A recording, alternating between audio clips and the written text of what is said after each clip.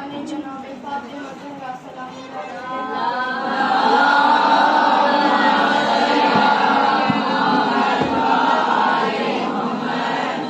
امام زمانہ کی صحت و سلامتی کے لیے ایک مرتبہ بآواز بلند نعرہ صلوات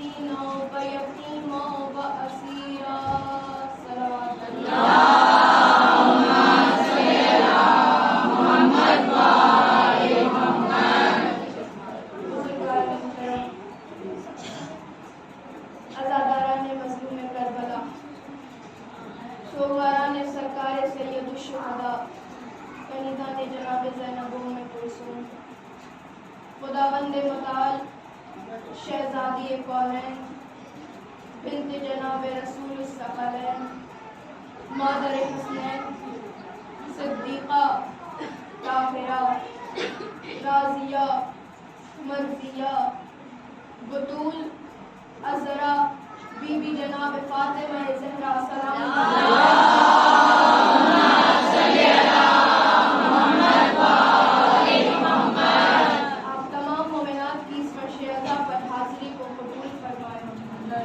آپ سبھی کی اس عظیم عبادت کو شرف قبولیت عطا فرمائے۔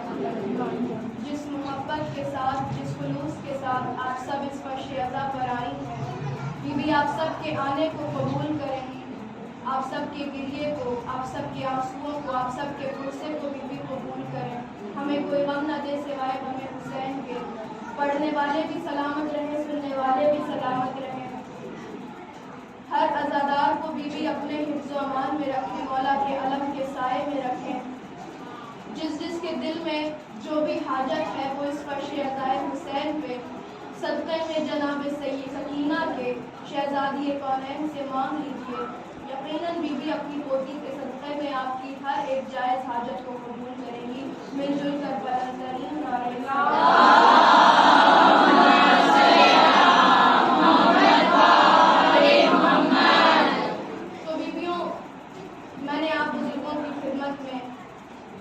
قرآن مجید کے سورہ دہر کی ایک بہت ہی مشہور و معروف آیت کی تلاوت کا شرف حاصل کیا ہے، اور جو بظاہر محتاج ترجمہ بھی نہیں ہے مگر پھر بھی میں یہ بتاتی چلوں کہ پوری قرآن مجید کا یہ سورہ دہر وہ واحد سورہ ہے کہ جس کے پس منظر، جس کے شان نزول پر کسی طرح کا کوئی اختلاف نہیں ہے، یعنی کہ دونوں ہی مسلک کے لوگ، سنی اور شیعہ دونوں ہی مسلک کے علماء کرام ایک ہی شان نزول اس سورے کا بیان کرتے ہیں، اور وہ یقیناً آپ کے ذہن عالیہ میں موجود ہوگا۔ وہ پس منظر یہ ہے کہ ابن عباس سے روایت ہے کہ جب دونوں شہزادے، دونوں بچے، جناب سیدہ کے دونوں بیٹے امام حسن اور امام حسین جب بیمار ہوئے، جب علیل ہو گئے، تو رسول خدا اپنے اصحاب کے ساتھ عیادت کے لیے تشریف لائے اور مولا کائنات سے کہا کہ بہتر ہوتا اگر تم یہ منت مان لیتے کہ جب بچے صحت یاب ہو جائیں گے، جب ٹھیک ہو جائیں گے تو ہم روزے رکھیں گے۔ لہٰذا سب نے رسول خدا کے اس قول پر عمل کیا اور مولا کائنات، جناب سیدہ، دونوں شہزادے اور جناب فضہ، انہوں نے یہ منت مان لی کہ جب شہزادے ٹھیک ہو جائیں گے تو ہم روزے رکھیں گے۔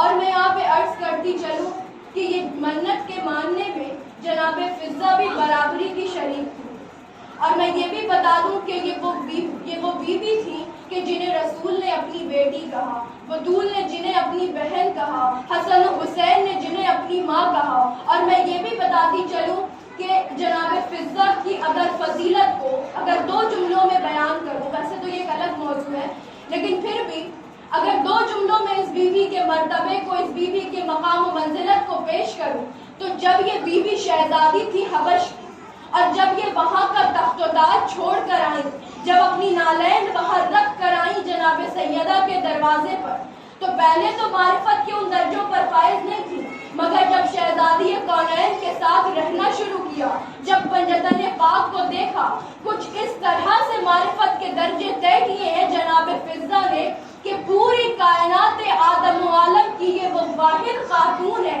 جنہوں نے لگاتار 20 برس سے قرآن سے باتیں کی ہیں۔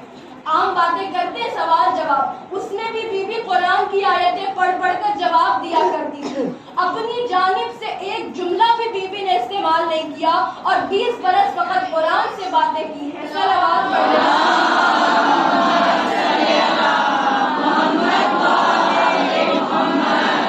تو اب پنجتن پاک نے، یعنی کہ مولا کائنات نے، جناب سیدہ نے، دونوں شہزادوں نے اور جناب فضہ نے یہ منت مان لی کہ جب بچے ٹھیک ہو جائیں گے، جب صحت یاب ہو جائیں گے تو ہم روزے رکھیں گے۔ اب ذرا یہ بتائیے کہ ان پنجتن پاک میں کون لوگ موجود ہیں؟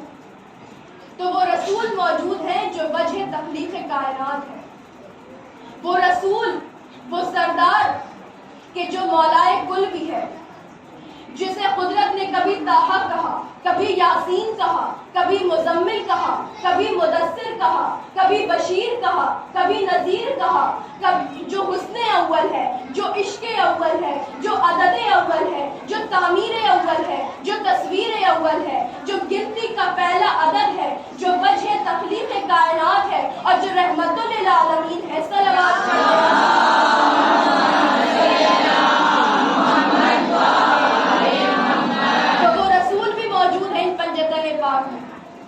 اور کون موجود ہے؟ تو وہ علی بھی موجود ہے، جن کے نام کے معنی ہی بلندی ہے۔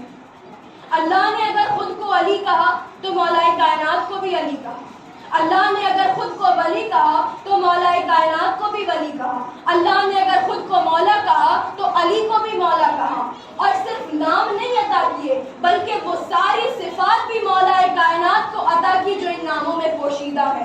علی کے نام ہے اونچائی کے، بلندی کے، اعلیٰ مقام، اعلیٰ درجہ، چنا ہوا، سب سے بڑا۔ تو اب ذرا علی کے نام کے معنوں کو اپنے ذہن میں رکھیے گا اور پھر دیکھیے کہ صرف نام نہیں عطا کیے بلکہ جو جو چیزیں علی سے منسوب ہوتی گئی وہ سب بھی علی ہوتی گئی۔ علی جس گھر میں آئے وہ گھر بھی علی ہو گیا۔ اب آپ بتائیے خانہ کعبہ سے بڑا کوئی گھر ہے اس پوری کائنات میں؟ نہیں ہے۔ تو اس کا مطلب یہ ہے کہ علی خود بھی علی، علی کا نام بھی علی، علی کا کام بھی علی، علی کی گفتگو بھی علی، علی کی جستجو بھی علی، علی کا کلام بھی علی، علی کا سلام بھی علی، علی کا علم بھی علی، علی کا حلم بھی علی، علی کا اٹھنا بھی علی، علی کا بیٹھنا بھی علی، علی کی گفتار بھی علی، علی کی رفتار بھی علی، علی کی زینب بھی علی، علی کا عباس بھی علی، علی کا حسن بھی علی، علی کا حسین بھی علی، علی کی فاطمہ بھی علی۔ اور یہ تو وہ علی ہے کہ جس کا نبی بھی علی، جس کا خدا بھی علی۔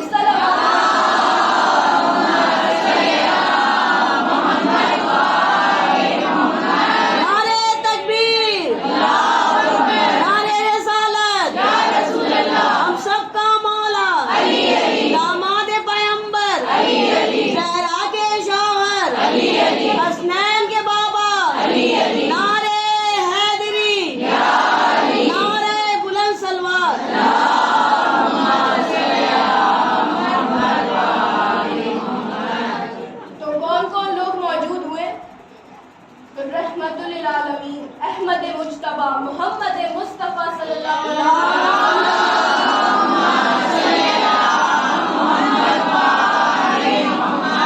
اور کون؟ غالب کل غالب علی ابن ابی طالب بھی موجود ہے، اور وہ بیوی بھی موجود ہے جنہیں سیدۃ النساء العالمین بھی کہا جاتا ہے۔ صلی اللہ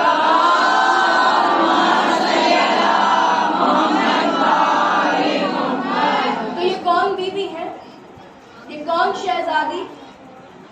یہ وہ شہزادی یہ کونین ہے کہ جو سیدہ ہے، جو طاہرہ ہے، جو راضیہ ہے، جو مرضیہ ہے، جو بطول ہے، جو عذرا ہے، جو فخر مریم و آسیہ ہے۔ یہ وہ بیوی ہے کہ جن کی لبوں کے جنبش پہ لوح محفوظ کی تحریر بدل جائے۔ یہ وہ بیوی ہے کہ جن کا بابا سردار انبیاء جس کے دروازے پر آ کے ادب سے جھک کے سلام کرتا نظر آ رہا ہے۔ ارے 1,24,000 انبیاء جس دروازے پر آ کر ادب سے جھک کر سلام کرے، اس دروازے کو دروازہ محمد مصطفیٰ کہا جاتا ہے، مگر محمد مصطفیٰ جس دروازے پر آ کر ادب سے جھک کر سلام کرے اسے دروازہ سیدہ طاہرہ کہا۔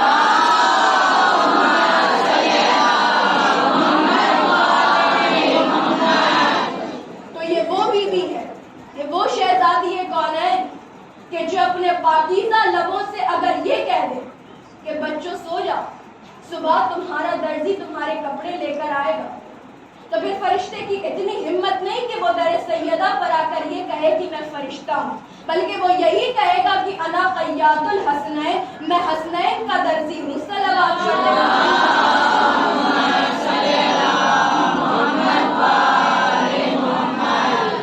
تو اچھا، یہ جو بی بی نے فرشتوں کو اپنے در پہ بلایا تو کیا کسی کی سفارش سے بلایا؟ آپ کیا سوچتی کہ بی بی نے اپنے بابا سے یہ سفارش کی ہوگی تب یہ فرشتے در سیدہ پر آئے؟ نہیں، اپنی ذاتی حیثیت کے معیار پر بی بی نے فرشتوں کو اپنے در پہ بلایا ہے۔ جزو رسالت کی مسند پہ بیٹھ کر بی بی نے فرشتوں کو طلب کیا اور یہ کہا کہ آ میرے دروازے پر آ، میرے حسنین کا نوکر بن کر آ، میرے حسنین کا درزی بن کر آ۔ صلوات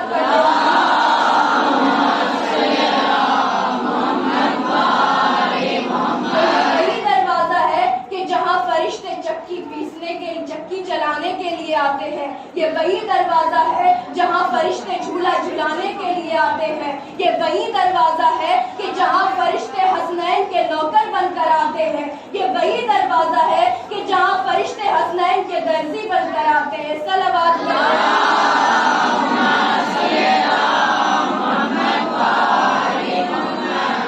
تو اب منت پوری ہوئی، بچے صحت یاب ہو گئے اور منت کے مطابق پنجتن پاک نے روزے رکھے۔ افطار کا وقت ہوا، بیوی نے جو پیسا، جو کی روٹیاں بنائیں۔ افطار کا وقت ہوا، دسترخوان بچھا، پنجتن پاک دسترخوان پر بیٹھے، افطار کرنا چاہتے تھے۔ ابھی روٹی کا ایک ٹکڑا توڑا ہی تھا کہ دروازے پر دق الباب ہوا، ہے کوئی جو اللہ کی راہ میں مجھے ایک روٹی عطا کر دے۔ سب نے اپنے آگے کی روٹی اٹھائی اور اس سائل کے حوالے کر دی اور نمک اور پانی سے روزہ افطار کیا اور اگلے دن پھر روزہ رکھ لیا۔ دوسرا دن پھر آیا، پھر وہی ہوا، پھر دسترخوان پہ بیٹھے، پھر سائل نے دق الباب کیا اور کہا کوئی ہے جو مجھ یتیم کو اللہ کے نام پر ایک روٹی عطا کر دے۔ پھر سب نے اپنے آگے کی روٹی اٹھائی، اس سائل کے حوالے کر دی۔ تیسرے دن پھر وہی ہوا، پھر آئے، پھر سب نے آگے کی روٹی اٹھا کر سائل کے حوالے کر دی۔ مگر عزیزوں، جب تیسرا دن آیا اور تیسرے دن سب نے اپنے آگے کی روٹی اٹھا کر اس سائل کے حوالے کر دی تو رحمت الہی کے سمندر میں طغیانیاں آنے لگی اور آواز قدرت آئی، اے 3 دن تک میرے نام پر کبھی مسکین کو، یتیم کو، اسیر کو روٹیاں عطا کرنے والے پنجتن، اے فاطمہ زہرا، ہم نے تمہارے در کی روٹیوں کو جب اپنے میزان عدالت پہ تولنا چاہا، ہم نے ایک طرف جنت کو رکھا، ایک طرف روٹیاں رکھی، جنت ہلکی ہو گئی، روٹیاں وزنی ہو گئی۔ ہم نے کوثر کو رکھا، کوثر ہلکی ہو گئی، روٹیاں وزنی ہو گئی۔ ہمارے پاس کوئی علاج نہ تھا، ہم نے شفاعت کو رکھا، شفاعت ہلکی ہو گئی، روٹیاں وزنی ہو گئی۔ ہمیں کچھ سمجھ نہ آیا، بس ہم نے آیتیں رکھنا شروع کیا۔ ہم نے پہلی آیت رکھی، ہم نے دوسری آیت رکھی، ہم نے تیسری آیت رکھی۔ ہم نے سوچا 3-4 آیتیں رکھیں گے تو وہ روٹیوں کے برابر آ جائے گی، مگر ہم کیا کریں، ہم آیتوں پہ آیتیں رکھتے گئے اور بس ایک مقام وہ آیا کہ جب میزان عدالت الہیہ نے چلا کر یہ آواز دی کہ فاطمہ زہرا کے دست مبارک سے پکی ہوئی جو کی روٹیاں جب میزان عدالت الہیہ پر تلی تو وہ قرآن کی 30 آیتوں کے برابر نکلی اور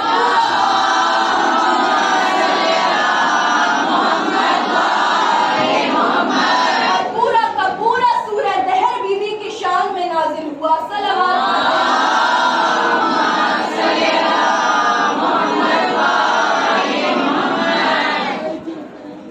تو بیویوں، اب روٹیاں تو دے دی، یہ سب نے لکھا، سنی شیعہ سب نے لکھا کہ سب نے اپنے آگے کی روٹی اٹھا کر سائل کے حوالے کرے۔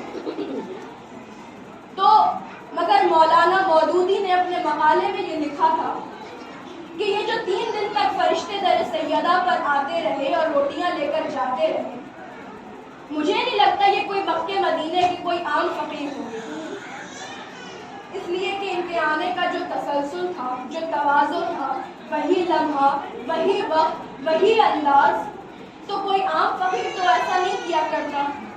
لہٰذا جہاں تک میری سوچ کا تعلق ہے، جہاں تک میری ریسرچ کا تعلق ہے، میں اس نتیجے پر پہنچا ہوں کہ جو 3 دن تک در سیدہ پر آتے رہے وہ مکے یا مدینے کی کوئی عام فقیر نہیں تھے، بلکہ اللہ کی جانب سے بھیجے ہوئے فرشتے تھے جو در سیدہ پر آتے رہے، کبھی مسکین بن کر آئے، کبھی یتیم بن کر آئے، کبھی اسیر بن کر آئے اور روٹیاں لے کر جاتے رہے۔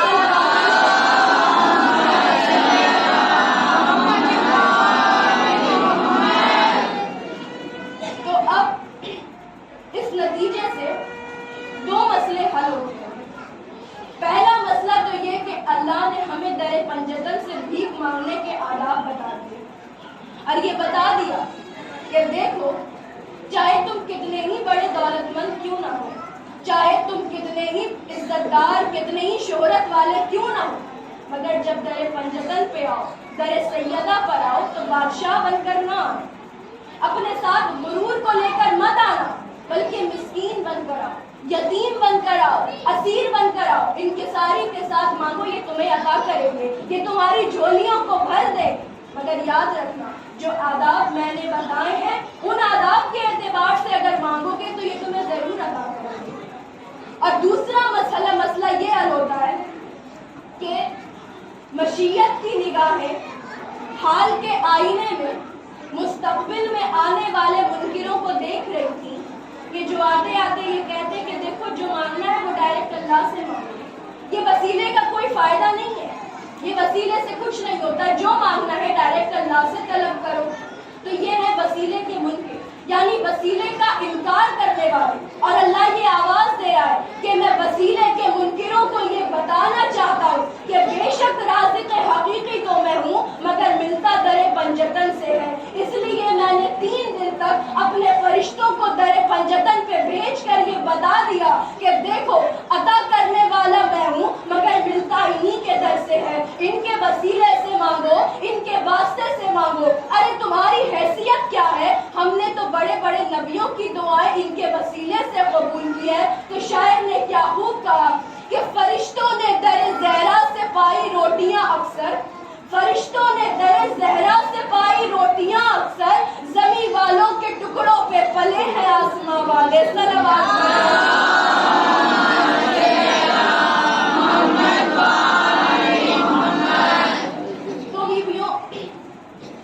تو اب یہاں پر میرے ذہن میں ایک سوال پیدا ہوا کہ آخر جب فرشتے 3 دن تک آئے, روٹیاں لے کر گئے, تو فرشتوں کو تو بھوک و پیاس سے کوئی تعلق نہیں ہے, کوئی مطلب نہیں ہے. نہ انہیں بھوک لگتی ہے, نہ پیاس لگتی ہے, نہ کھانے کی طلب ہے, نہ پانی کی طلب ہے.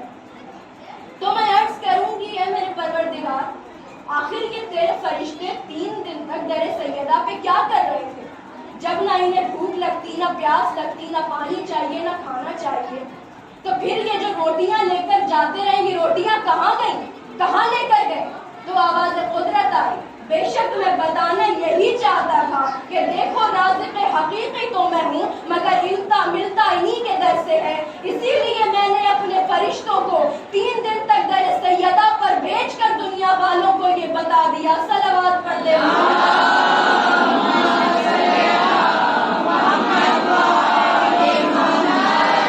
تو اب جب اللہ نے سورہ دہر کا انتخاب کیا اور اپنے پنجتن سے یہ کہا کہ اے میرے پنجتن پاک, اے جناب سیدہ, آپ نے تو اپنی پوری زندگی کچھ کیا نہیں, آپ نے وہی کیا جو آپ کا خدا چاہتا تھا, آپ نے بھی وہی چاہا جو آپ کا خدا چاہتا تھا. ان پنجتن نے پوری زندگی, حالانکہ اللہ نے اختیارات دیے ہوئے تھے, لفظ کن کے مالک تھے, اولی الامر ولی امر امام حسین کے لیے ہے. جبھی تو شاعر نے کہا کہ تنہا کھڑا ہے سینکڑوں تیغوں کے درمیان, تنہا کھڑا ہے سینکڑوں تیغوں کے درمیان, حالانکہ لفظ کن پہ اس کا اختیار ہے. ابھی اگر حسین لفظ کن کہہ دے, یہ پوری کی پوری کربلا پلٹ کے رہ جائے. مگر حسین نے کہا نہیں میرے ماں, جو تو چاہتا ہے یہ حسین بھی وہی چاہتا ہے, تو جو کہے گا تیرا حسین وہی کرے گا. تو اس کی جزا کیا دی اللہ نے؟ تو جب قیامت کا دن آئے گا اور میدان محشر سجے گا اور ہم اپنے اچھے اور برے اعمال کے بنیاد پر جنت اور جہنم میں جائیں گے. ظاہر ہے جن کے اعمال اچھے ہوں گے وہ جنت میں جائیں گے, جن کے برے ہوں گے وہ جہنم میں جائیں گے. تو سوال یہاں پہ یہ اٹھتا ہے کہ ہم تو اپنے نامہ اعمال کو لے کر کھڑے ہوں گے, تو کیا ہمارے ساتھ بیوی بھی اپنے نامہ اعمال کو لے کر کھڑی ہوگی؟ ہم اپنے اچھے اور برے اعمال لے کر کھڑے ہوں گے, تو کیا بیوی بھی ہمارے ساتھ ویسے ہی کھڑی ہوگی؟ نہیں, جنت میں جانے والے اور لوگ ہوں گے, لے جانے والے اور لوگ ہوں گے, کیونکہ یہ جنت کے سردار ہے, یہ سیدۃ النساء العالمین ہے, ان کے بیٹے سردار جوانان جنت ہے, یہ ہمیں لے کر جائیں گے جنت میں. صلوات پڑھ لیں.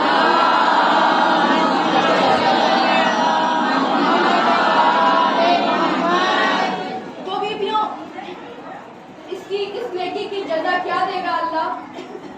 تو جب میدان محشر آئے گا تو اللہ یہ آواز دے گا کہ فاطمہ, تم نے اپنی پوری زندگی کچھ نہیں کیا, تم نے وہی کیا جو تمہارا خدا چاہتا تھا.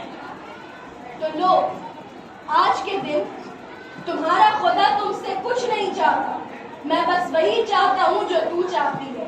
میں بھی وہی چاہوں گا جو تو چاہے گی, جسے چاہے جنت میں بھیجو, جسے چاہے دوزخ میں بھیجو. صلوات پڑھ لیں.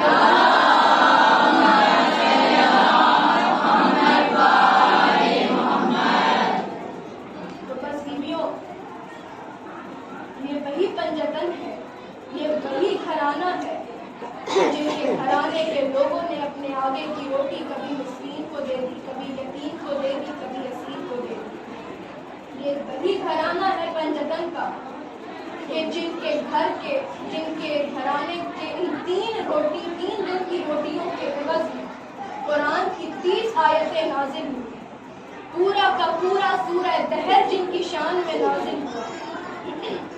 تو کیا یہی انصاف ہے دنیا والوں کا کہ انہی کے گھر کے بچے ہاتھوں میں خالی پوزے لیے الاتش آئے پیاس کی سدائیں بلند گئے؟ میں کہوں گی میرے مالک قیامت اس وقت کیوں نہ آ گئی جب حسین کے سینے پر سونے والی 4 سال کی بچی سکینہ نے یہ کہا، پھوپھی اماں اگر اجازت ہو تو شمر سے تھوڑا پانی مانگ لوں۔ اور آج اس فرش پر ہم جناب رباب کو ان کی لاڈلی کا غصہ دینے کے لیے آئے، مولا حسین کو ان کے سینے پہ سونے والی 4 سال کی بچی سکینہ کا غصہ دینے کے لیے آئے۔ یقیناً اس فرش پہ میرا مولا حسین بھی آیا ہوگا، میرا چوتھا امام بھی آیا ہوگا اپنی بہن کا غصہ لینے، جناب زینب بھی آئے ہوں گے اپنی بھتیجی کا غصہ لینے۔ اور یقین جانیے یہ بڑی قیامت کے دن ہیں۔ سفر کا مہینہ جب سے شروع ہوتا ہے عزاداران امام، بڑی قیامت کی منزلیں رہتی ہیں، اور ماؤں کا مجمع بیٹھا ہے، خدا تمہاری گودیوں کو آباد رکھے۔ یہ چھوٹی چھوٹی بچیاں اللہ ان کے نصیب کو اچھا کرے۔ بیویوں جب فرش مجلس میں آیا کرو نا تو ایک دعا تو ضرور مانگا کرو کہ اللہ کبھی کسی ماں کو اولاد کا غم نہ دے، اس لیے کہ ایک عورت اپنی زندگی کا ہر ایک غم برداشت کر سکتی مگر اولاد کا غم برداشت نہیں کر سکتی۔ اور میرے مالک کبھی کسی بیوی کو اس طرح نہ اجاڑنا جیسے رباب کربلا پہ اجڑی، گود بھی خالی ہو گئی، سہاگ بھی اجڑ گیا۔ 2 اولادیں تھی رباب کی، ایک کربلا میں شہید ہو گئی، دوسری شام کے زندان میں سو گئی عزاداروں، اور آج ہمیں اسی لٹی ہوئی بیوی کو غصہ دینا ہے۔ شاید یہ ہمارے چند قطرے آنسو کی جناب رباب کے زخموں کا مرہم بن جائے۔ جزاکم ربکم خیر الجزا۔ حسین کے سینے پر سونے والی 4 سال کی بچی سکینہ اب دربار شام میں بے مقنا اور چادر کھڑی ہے۔ ایک مرتبہ یزید تخت پہ بیٹھا ہوا تھا، شمر کو پاس بلایا اور کہا، شمر یہ کون بچی ہے؟ شمر کہتا ہے، یزید یہ تو وہ بچی ہے جس کا نام حسین نے سکینہ رکھا تھا، کہتے ہیں کہ حسین کو اسے دیکھ کر بڑا سکون ملتا تھا۔ یزید سکینہ کی طرف مخاطب ہوا اور کہتا ہے، میں تو تب جانوں گا کہ تیرا بابا تجھ سے کتنا پیار کرتا تھا جب تو اپنے بابا کو بلائے، تیرے بابا کا سر کشت سے اٹھ کر تیری گود میں آ جائے، بس یہ سننا تھا۔ سکینہ نے اپنے چلے ہوئے کرتے کے دامن کو پھیلایا، آواز دی، بابا یزید میرا امتحان دے رہا ہے، بابا مانا۔ سر حسین کشت سے بلند ہوا، سکینہ کی گود میں آیا، سکینہ نے رخسار پہ رخسار رکھ دیا اور فریاد کرنا شروع کیا، بابا تمہارے پاس ظالموں نے تماچے لگائے، بابا میرے گوشوارے بھی چھین دیے گئے، کہ بابا ذرا رخسار اور کانوں کو تو دیکھو، بابا مجھے آ کر بچا لو، اب اور مصیبت صحیح نہیں جاتی۔ اجرکم اللہ، آ گئے قیدی زندان میں۔ وہ قید خانہ اتنا تاریک تھا کہ جہاں دن کی دھوپ اور رات کی اوس پڑتی تھی، اسی زندان میں حسین کے سینے پر سونے والی 4 سال کی بچی سکینہ بھی موجود تھی۔ عزاداروں ایک روز سکینہ سید سجاد کے پہلو میں بیٹھی آسمان کی جانب دیکھ رہی تھی، نہ جانے کیا خیال آیا، کہتی بھیا یہ پرندے کہاں جا رہے ہیں؟ سجاد کہتے ہیں، سکینہ یہ اب دانہ چننے جا رہے ہیں، یہ پانی پینے جا رہے ہیں۔ پھر شام ہوئی، پھر سکینہ نے پرندوں کو دیکھا، اب کہتی بھیا اب یہ پرندے کہاں جا رہے ہیں؟ میرا مولا کہتا ہے، سکینہ اب یہ اپنے وطن واپس جا رہے ہیں، یہ اپنے آشیانوں کو واپس جا رہے ہیں۔ سکینہ نے حسرت بھری نگاہوں سے سجاد کو دیکھا اور کہا، بھیا ارے پرندے تو لوٹ کر جاتے ہیں، کیا کبھی قیدی بھی گھر واپس جاتے ہیں؟ پھر خاموش ہوئی، پھر نہ جانے کیا خیال آیا کہ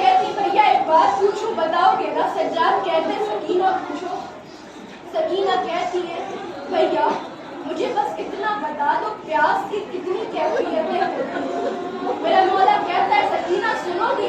सकीना कहती है हाँ सुना दो भैया। सज्जाद कहते तो सकीना सुनो। प्यास की पहली कैफियत वो होती है कि जब इंसान की निगाहों में सब कुछ धुआं हो जाता है, जमीन से आसमान तक उसे कुछ नजर नहीं आता, बस ये सुनना था सकीना ने चीख मारी और कहा हाय मेरा बाबा। बिना आंसुओं को पोंछ के बैठी कहती भैया प्यास की दूसरी कौन सी कैफियत है?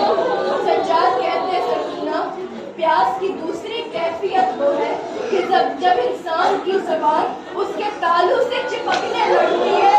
सकीना ने कहा हाय मेरा भैया अली अकबर। फिर सकीना कहती है भैया प्यास की तीसरी कौन सी कैफियत है? मेरा मौला कहता है सकीना प्यास की तीसरी कैफियत वो है कि जब किसी मछली को पानी से बाहर निकालो, गर्म रेती पर रखो, कुछ देर तो वो तड़पती है, फिर जब मरने वाली होती है थोड़ी थोड़ी देर पर अपना दहन खोलती है बंद करती है, खोलती है बंद करती है। सकीना ने चीख मारी और कहा हाय मेरा भैया अली असगर। ए भैया सज्जाद, जब शब-ए आशूर मैंने असगर को देखा था वो मेरे भाई का यही आदम था। असगर थोड़ी थोड़ी देर पर अपना दांत खोल रहे थे, बंद कर रहे थे, खोल रहे थे, बंद कर रहे थे। फिर सकीना कहती भैया प्यास की और कौन सी कैफियत है? मेरा मौला कहता है सकीना सुनो प्यास की आखिरी कैफियत वो है कि जब इंसान का गोश्त उसकी हड्डियों से अलग होने लगता है। बस ये सुनना था सकीना ने अपनी नन्ही सी कलाई आगे बढ़ाई, कहती है भैया जरा देखो अब तो मेरा गोश्त मेरी हड्डियों से अलग होने लगा है। ये आज़ादारों शायद इसीलिए सकीना ने कहा था भैया किसी ऐसी जगह दफना था जहाँ की जमीन न हो। अजरकुम अल्लाह। लेकिन वो सकीना सज्जाद की गर्दन में बाहें डाल के रुखसारों का बोसा दे के कहती है भैया मैं तुम्हारे बाकर की कड़ी सुना, भैया मुझे बस एक बार मेरे बाबा से मिला दो। भैया मैंने देखा था मेरा बाबा दरबार में था, बस एक बार मेरे बाबा का दीदार करा दो। मेरा चौथा इमाम कहता है सकीना ना तो तेरा बाबा आ जाएगा।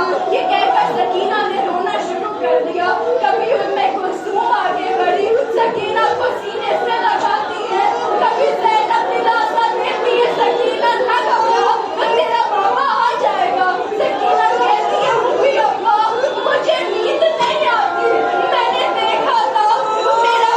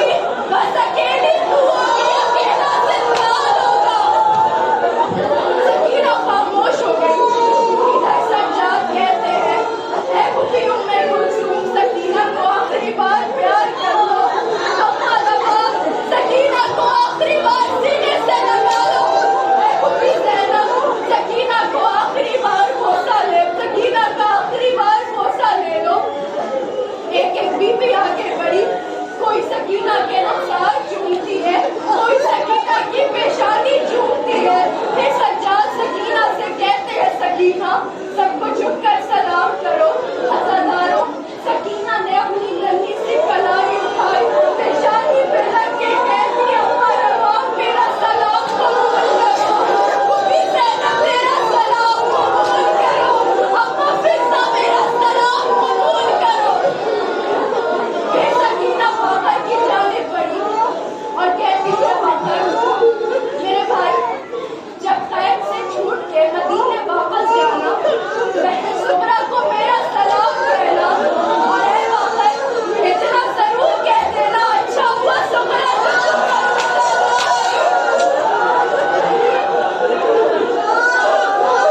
اچھا ہوا سمرہ کہ تو کربلا نہ آئی، ورنہ تجھے بھی تماچے لگتے، تجھے بھی تازیانے مارے جاتے، تجھے بھی علیحدہ زندان میں قید کیا جاتا. سکینہ سجاد سے کہتی ہے بھیا سجاد ایک وعدہ کرو، بھیا روزانہ ملنے آؤ گے نا؟ کبھی اما آئے گی نا؟ اما رباب آئے گی نا؟ میرا مولا کہتا ہے ہاں سکینہ میں ضرور آؤں گا. یہ سپاہی کہتا ہے سجاد جلدی کرو. آ گیا پہلا زندان، دوسرے زندان کا دروازہ کھلا. سکینہ کہتی ہے بھیا بہت گرمی ہے. تیسرے زندان کا دروازہ کھلا. سکینہ کہتی ہے بھیا بہت اندھیرا ہے. چوتھے زندان کا دروازہ کھلا. بھیا تمہارا چہرہ نظر نہیں آتا. آخری زندان کا دروازہ کھلا. ظالم کہتا ہے سجاد سکینہ کو اتار دو. سکینہ نے باہر کس کے بھائی کی گردن میں ڈالی. کہتی ہے بھیا میں نہیں اتروں گی، زندان میں بہت اندھیرا ہے. بس میرا مولا تو سانو زمین پہ بیٹھا. سکینہ کو خود سے زبردستی جدا کیا، زندان کے کونے میں بٹھایا، اللہ کے حوالے کیا. ادھر سجاد پڑھتے ادھر سکینہ. کبھی اس دیوار سے ٹکراتی ہے تو کبھی اس دیوار سے ٹکراتی ہے اور آواز دیتی ہے بھیا کہاں چلے گئے، مجھے تمہارا چہرہ دکھائی نہیں دیتا. اے عزاداروں آج بھی ایسا محسوس ہوتا ہے کہ جیسے زندان سے سکینہ کی آواز آ رہی ہے.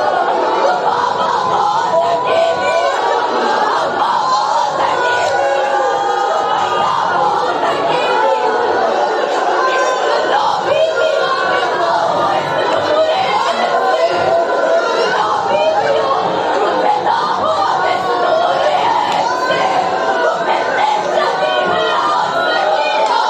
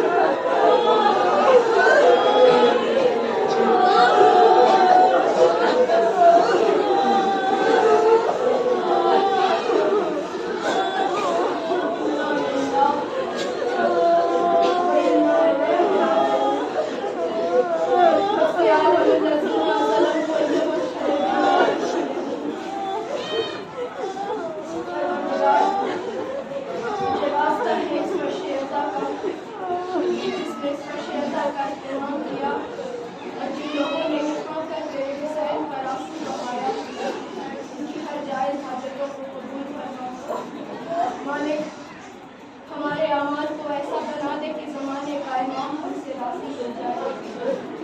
امام زمانہ کے ظہور میں تاجر کرنا، ہم سب کو ان کے ناصر و مددگار میں شمار کرنا. ربنا